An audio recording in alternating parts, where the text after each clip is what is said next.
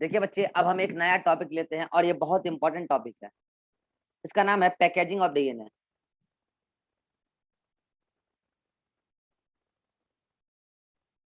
Of DNA, ठीक है। देखिए, मैंने आपको पैकेजिंग पहले भी पढ़ाया है। कहाँ पर? सेल में, अगर आपको याद हो। तो जो लोग सेल में मेरे से पैकेजिंग पढ़ लिए उनके लिए तो यहाँ बहुत आसान है, बहुत आसान है, सिंपल हो जाएगा उनके लिए, ठीक है। लेकिन हाँ, यहाँ पे मैं आपको डीएनए के लेंथ के एस्पेक्ट में कुछ बातें बताने वाला हूँ, इसलिए मैं वापस से डीएनए पैकेजिंग बता रहा हूँ, ठीक है। अदरवाइज इसको मैं बहुत डिटेल में पढ़ा चुका हूँ ऑलरेडी, लेकिन फिर भी हम लोग पढ़ लेते हैं, ठीक है। पहला सवाल यहाँ पे ये क्रिएट होता है कि डीएनए पैकेजिंग की आवश्यकता क्या पड़ी, क्यों होगा डीएनए पैकेजिंग, पहला सवाल। और जब भी हम डीएनए पैकेजिंग की आवश्यकता की रिक्वायरमेंट की बातें करेंगे, काउज की बातें करेंगे, तो प्रोकैरियोट्स और यूकेरियोट्स दोनों में सेपरेटली बातें करेंगे, ठीक है। हाँ, दोनों में सेपरेटली बातें करेंगे। तो क्या कोई दिमाग लगा के बता सकता है क्यों आवश्यकता पड़ी?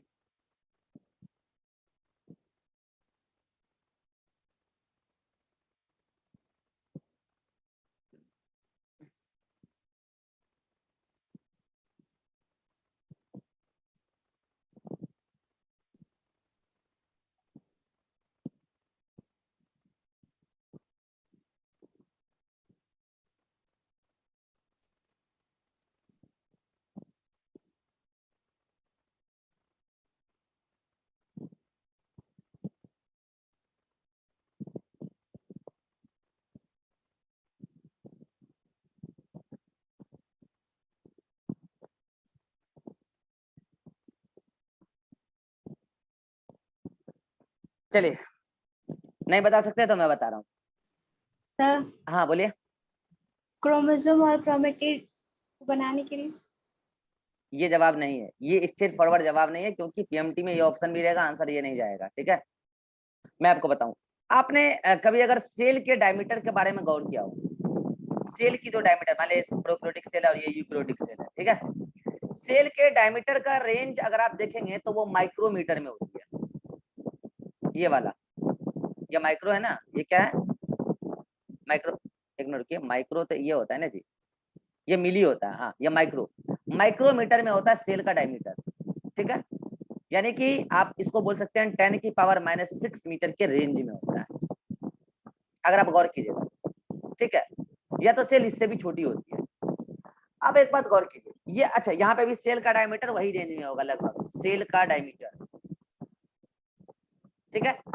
अगर यूकैरियोटिक सेल थोड़ा बड़ा भी है तो इसके न्यूक्लियस का डायमीटर वही रेंज में होगा, न्यूक्लियस का डायमीटर माइक्रोमीटर में होगा, ठीक है। आप गौर कीजिएगा, अगर सेल मान लिया जाए कि यहाँ पे सेल की डायमीटर आ गई मिलीमीटर, मिलीमीटर, मिलीमीटर तो बड़ा हो गया ना, 10⁻⁶, 10⁻3, हाँ ठीक है। 10 की अगर ये आ गई 10⁻³ बड़ा हो गया, ठीक है। हाँ, तो ये 10 सेल की डायमीटर आ गई मिलीमीटर में, तो न्यूक्लियस की आ जाएगी किसमें? माइक्रोमीटर। अब आप एक बात गौर कीजिएगा, मैंने कल आपको प्रोकैरियोटिक डीएनए का लेंथ बताया था, याद है? किसी को याद है? और कल मैंने आपको यूकैरियोटिक डीएनए का लेंथ भी निकाल के बताया था, बताओ न्यूमेरिकल, याद है? किसी को पता है कि यूकैरियोटिक डीएनए का एक सेल के अंदर जो डीएनए है उसका लेंथ क्या होगा? रिवा, एक सेल के अंदर जो यूकैरियोटिक डीएनए है, एक सेल के अंदर उसका लेंथ क्या होगा न्यूक्लियर डीएनए का? 3.3 into 10⁻⁻⁹ अरे नहीं, मतलब प्लस 2.244 मीटर। मैं आपसे पूछ रहा हूँ लेंथ, ना कि न्यूक्लियोटाइड बेस पेयर, लेंथ पूछ रहा हूँ। और मैंने कल आपको लेंथ निकालने सिखाया था, ये कैसे आता है पता है? ये आता है ऐसे, टोटल बेस पेयर कैसे होता है? अगर आप यूकैरियोटिक सेल में, अगर डिप्लॉयड सेल में अगर आप देखोगे तो 6.6 इंटू 10⁻⁹ इंटू 3.4 इंटू 10⁻⁻10 एंगस्ट्रॉम को कन्वर्ट किए थे उसमें, ठीक है। और इसको आप मल्टीप्लाई किए थे 2.24 मीटर आया था, ठीक है। ये था डिप्लॉयड सेल का। एक डिप्लॉयड सेल के अंदर जितने डीएनए हैं उसको आप ओवरऑल लेंथ वाइज जोड़िए और वो आएगा 2.24 मीटर, अप्रोक्सीमेटली 2 मीटर, 2.2 मीटर, ठीक है। इसको रखिए मुट्ठी में। चलिए इधर, इसका भी लेंथ आपने, इसका तो लेंथ दिया हुआ ही था, याद है? 1.36 मीटर अप्रोक्स, याद है किसी को? मिलीमीटर। ठीक है, चलिए अब आप हमें बताइए, चलिए नवीन बताएगा। आप यहाँ गौर कीजिए, ये क्या है 1.36 मीटर, यानी कि इस मिलीमीटर, इसको अगर आप मीटर में कन्वर्ट कीजिएगा तो आएगा 1.36 इंटू 10 की पावर -3 मीटर। ठीक है भाई, 10 की पावर -3 मीटर। और सेल का डायमीटर कितना है? 10 की पावर -6 मीटर। नवीन बताएगा, आपको क्या लगता है यहाँ पर डीएनए का लेंथ बड़ा है या सेल का डायमीटर बड़ा है? नवीन, डीएनए का लेंथ बड़ा है सर। डीएनए का लेंथ बड़ा है, ठीक है, और सेल का डायमीटर छोटा है।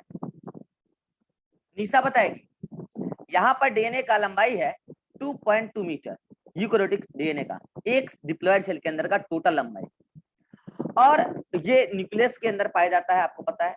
और यहाँ न्यूक्लियस का डायमीटर है अप्रोक्सीमेटली 10 की पावर -6 मीटर, माइक्रोमीटर में रेंज में आता है, तो 10 की पावर -6 मीटर। आपको क्या लगता है निशा, डीएनए की लंबाई बड़ा है या न्यूक्लियस का डायमीटर बड़ा है?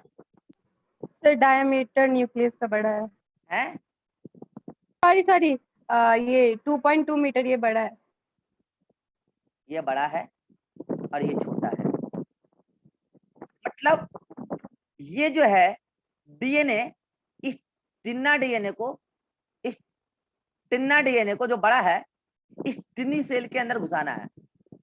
डीएनए टिन्ना है और सेल टिन्नी है, यहाँ पे भी वही कहानी है, डीएनए टिन्ना है और सेल या न्यूक्लियस टिन्नी है। मतलब आप समझ रहे हो कहानी क्या है, कि एक टिन्ना डीएनए को एक टिन्नी सेल के अंदर घुसाना है, एक टिन्ना डीएनए को एक टिन्नी सेल के टिन्नी न्यूक्लियस के अंदर घुसाना है। बड़ी नाइंसाफी, ये कैसे होगा भाई? मतलब एक लंबे से डीएनए को एक छोटे से जगह में लाके रखना है, समझ रहे हो संभव कहाँ से है? ठीक उसी प्रकार से जैसे एक धागा आप देखते हो कितना बड़ा होता है, जिससे आप लटेर बनाते हो, पतंग वाला, याद है ऐसे वाला, कितना लंबा धागा होता है, कितना लंबा धागा होता है, और उस धागा को आपके घर में ही रखना है, नहीं तो कोई लेके भाग जाएगा। तो आप क्या करते हो बताओ ज्योति, इसके लिए आप क्या करते हो? पतंग जो उड़ाते हो कितना लंबा धागा होता है, क्या उतना बड़ा घर बनाए हो आप? अगर पतंग उड़ाना है तो उतना बड़ा घर बनाओगे धागा रखने के लिए है?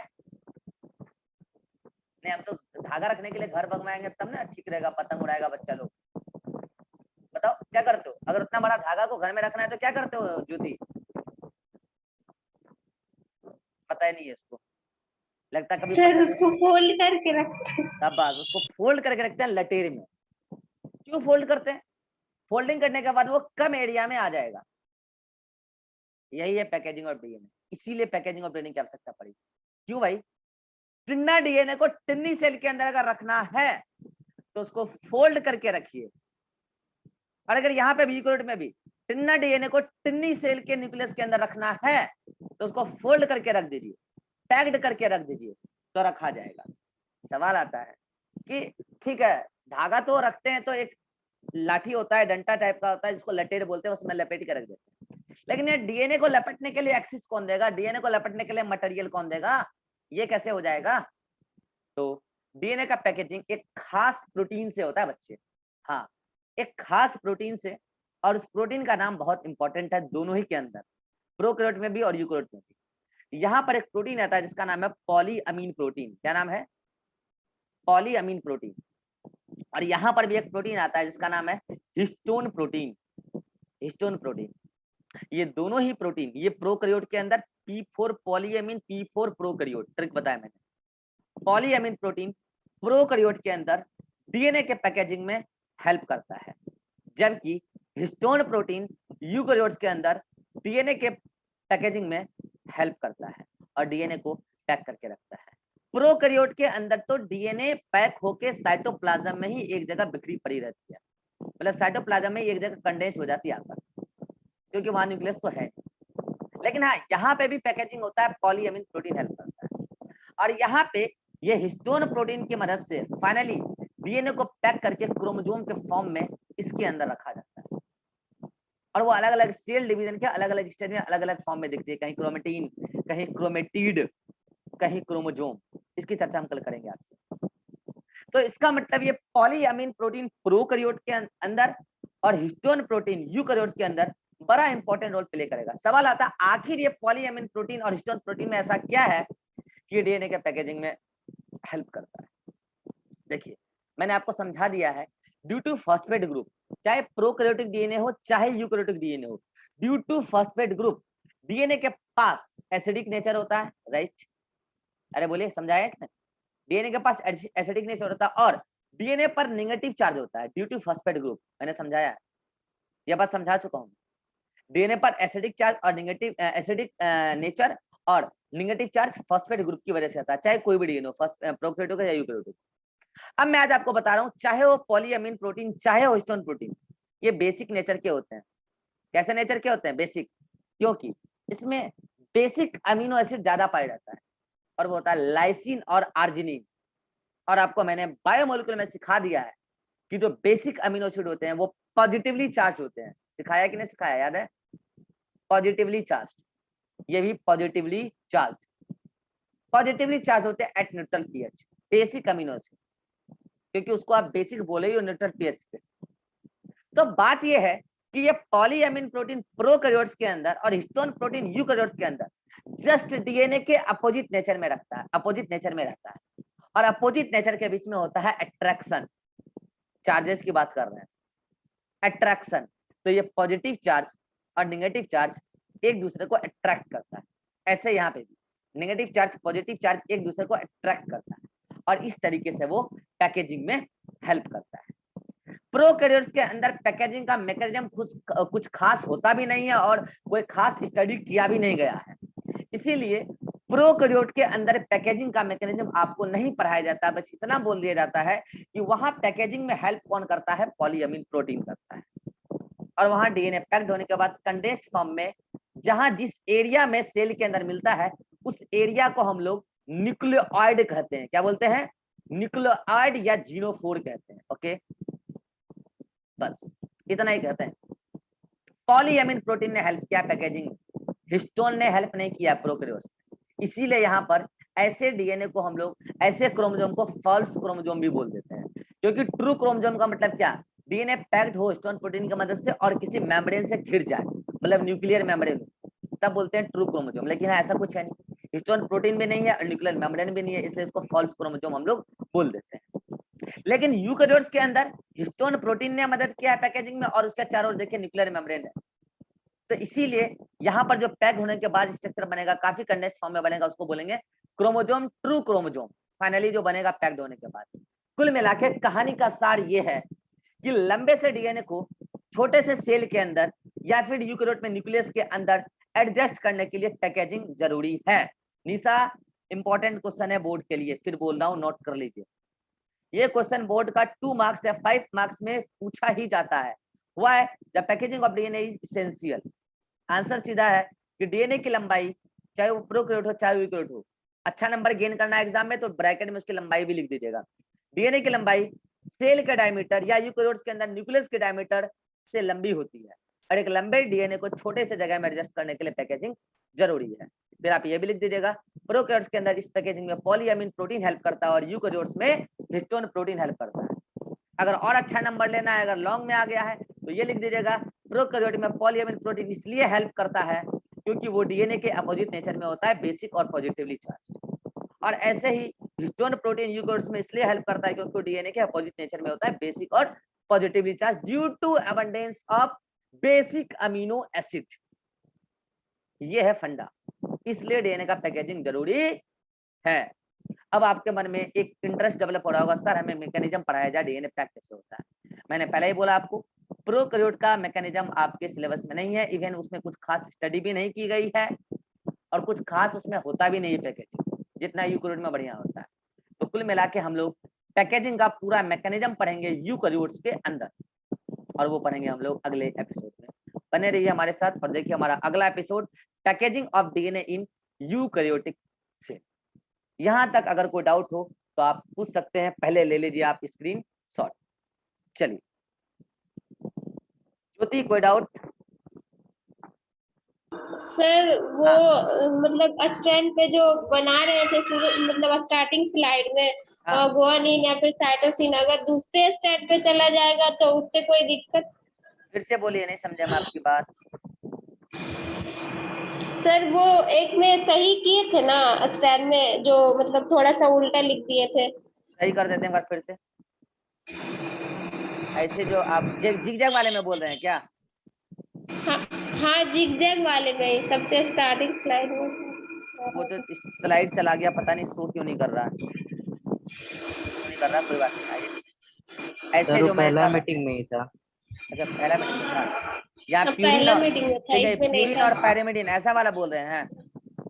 नो सर, ऐसा वाला नहीं, वो नाइट्रोजिनस बेस वाला था। Palindrome, palindrome. सर नहीं सर, वो नो जो सर, सेकंड जो हेलिक्स में गलत लिख दिए थे ना, हाँ दूसरे स्टैंड सेकंड में जो हेलिक्स में गलत, हाँ वही सर। वही बोलिए सर। नहीं समझ रहे हैं हम बात। अरे सर वो तो कलर की छोड़िए। वजह से नहीं हुआ था अच्छा अच्छा अच्छा जब। अच्छा, समझ गए, ये वाला में जो कलर की वजह से हुआ था। और सेकंड में भी वैसे ही था, मतलब हाँ तो थोड़ा, मैंने सही तो तो कर उससे दिया कोई था, सही तो कर दिया था। सर, सर उसमें किए थे, और एक जो था उसमें भी थोड़ा गलत था। अरे तो वो आप तो सही कर उससे कोई, लीजिएगा। देखिए देखिए, इसमें एक हाँ जैसा मतलब इसमें पूरा स्टैंड ऐसे चला होगा, हाँ ठीक है, और इसमें भी इस वाले स्टैंड में ऐसे चला होगा, ठीक है, यस सर, और इसमें ऐसे चला हाँ होगा, यस सर, ये कॉइलिंग चला होगा, और इसमें भी ऐसे चला होगा, ठीक है। वो आप सही कर लीजिएगा, कोई बड़ी बात नहीं है, ठीक है ना। ठीक है यस सर। सीक्वेंस की वजह से वो गलत हो सकता है, लेकिन अदरवाइज कॉन्सेप्चुअली सही है। कॉन्सेप्चुअली बॉन्डिंग होना चाहिए बेस पेयरिंग का, ठीक है। और कोई डाउट है ज्योति यहाँ पे? No sir. निशा कोई doubt? No sir. Ribha, no sir. Naveen? No sir. चलिए अब आप एनसीईआर होमवर्क लीजिए, NCERT 11th, NCERT 11th page number, क्या गया भाई मेरा एनसीईआरटी,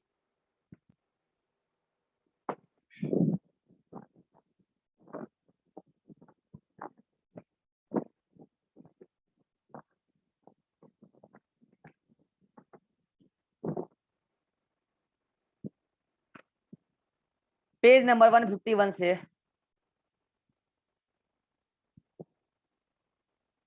पेज नंबर 152। जो भी बच्चे 11th वाले रिकॉर्डिंग देख रहे हैं, आपका क्लास यहीं पे आज समाप्त होता है। 11th वाले बच्चे जो भी आप न्यूक्लियोटाइड वाला लेक्चर देख रहे हैं, आप यहाँ तक देख लेंगे, अभी वाले लेक्चर तक। इसके आगे अब प्योरली 12th वाला पोर्शन आता है, इसके आगे आप रिकॉर्डिंग नहीं देखेंगे। 11th वाले बच्चों के लिए अनाउंसमेंट था ये। और एनसीईआरटी में आप ये पूरा सेक्शन पढ़ लेंगे जो 11th वाले बच्चे रिकॉर्डिंग देख रहे हैं। पेज नंबर 151 पर हेडिंग दिया होगा 9.8, ठीक है। यहां से पेज नंबर 152 पर हेडिंग 9.9 के ऊपर तक ये पूरा आप रीड कर लेंगे, ठीक है। चलिए एनसीईआरटी 12th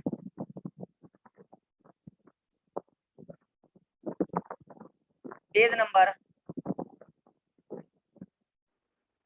बायो, ये सब बायो है, नहीं तो लोग केमिस्ट्री का ढूंढेंगे, कुछ नर्सरी तो फिजिक्स में चले जाएंगे, बोलेंगे सर फिजिक्स पढ़ाते हैं। अभिषेक सर नाराज हो जाएंगे हमसे, केमिस्ट्री केवल बायो मॉलिक्यूल पढ़ा है, पूरा केमिस्ट्री नहीं पढ़ाते, ठीक है। पेज नंबर फिर से वही पढ़ना है, 6.1.2 हेडिंग 6.1.2। और यहाँ पर मैंने फिर से बोला कि जो ये वाला एक मैं बता देता हूँ आपको, एक क्वेश्चन लिखा होगा ऐसे, if the length of E coli, ठीक है, ऐसा कुछ लिखा होगा। उस क्वेश्चन का आंसर ले लीजिएगा, वहां तक पढ़ लीजिएगा, ठीक है। आपको आंसर मैं बता चुका हूँ, इसके आगे कलम पढ़ेंगे पैकेजिंग ऑफ डीएनए, ठीक है। चलिए होमवर्क का स्क्रीनशॉट लीजिए।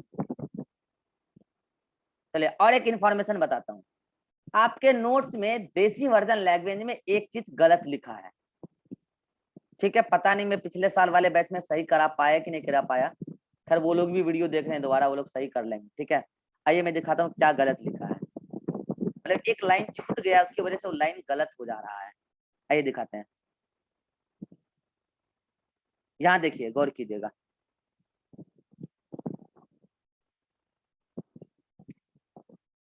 चलिए देखिए यहाँ प्रोकैरियोटिक सिंगल सर्कुलर डीएनए का ये टोटल बेस पेयर है, आपको पता है टोटल बेस पेयर 4.6 × 10⁻6 होता है। लेंथ निकाला जाए तो इतना मिलीमीटर आता है, ठीक है। और अगर ह्यूमन की बात करोगे आप तो ये देखिए इन ह्यूमन, मतलब ह्यूमन क्या है, यूकैरियोट है। हैप्लॉइड सेल में इतना बेस पेयर होता है, डिप्लॉइड सेल में इतना बेस पेयर होता है, कल बताया मैंने, ठीक है। यहाँ पे मैंने लिखा है total base pair in a single DNA, ये बात गलत है। Total base pair in a DNA of, ऐसे लिखना है, in total base pair in DNA of, in total DNA of, ऐसे लिखिए, total base pair in total base pair in total DNA of a single cell, a single, ये हम diploid cell की बात की है, a single diploid cell, a single a diploid single cell. लीजिए मैं लाइन सही कर दिया, स्क्रीनशॉट लीजिए, इसको आप लोग सही करेंगे।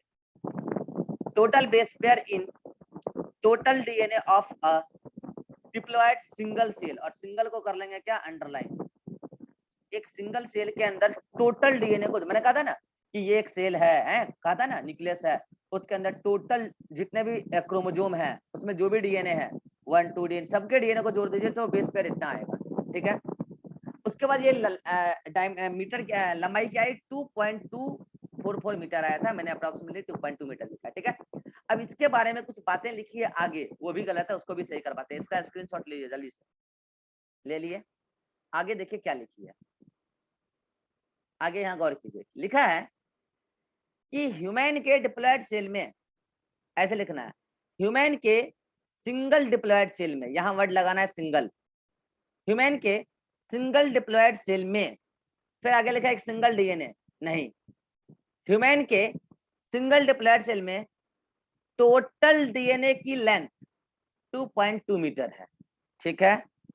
एंड 2.2 मीटर के आगे यहां तक लाइन काट देना है, 2.2 मीटर के डीएनए की लेंथ को जोड़, ऐसे 2.2 मीटर के डीएनए की लेंथ को जोड़ने, नहीं, की लेंथ न्यूक्लियस के साइज, ये पूरा लाइन ही गलत हो रहा है। मैं एक काम करो, आप ये पूरा लाइन ही काटो, मैं आपको फ्रेश लाइन लिख के भेज दूंगा। एक लाइन कहीं छूटा है यहाँ पे सिंगल, उसकी वजह से पूरा लाइन गलत है।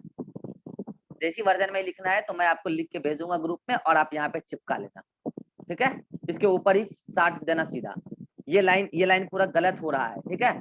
मैं देसी वर्जन में लिख के भेज दूंगा। सभी लोगों का समझ में आ गया, ये लाइन गलत है, ये नहीं पढ़ना आप, मैं देश लिख के भेज दूंगा, ठीक है। चलिए इतना करके आइए, होमवर्क करके आइए।